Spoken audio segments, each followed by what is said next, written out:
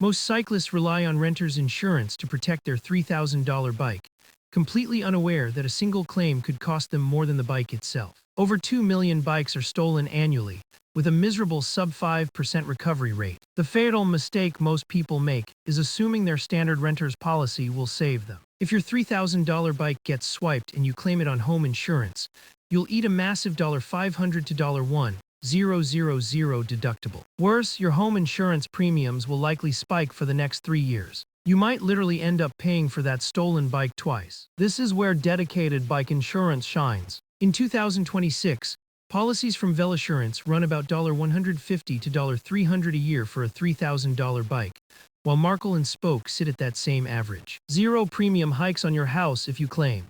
Here's the part most buyers miss. Dedicated insurance isn't just for theft. It covers crash damage. If you snap your carbon frame in a local crit race or it gets crushed by an airline, you are fully covered. Home insurance won't touch that.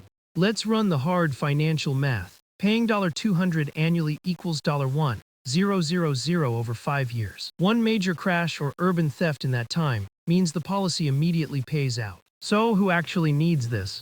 If your bike is under $1,000 or strictly stays indoors on a smart trainer, skip it.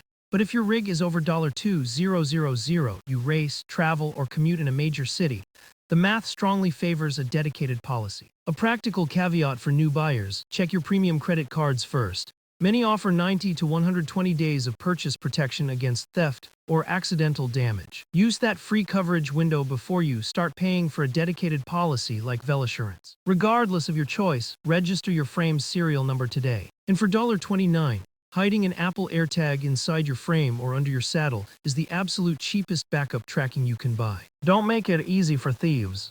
Protect your investment and ride hard.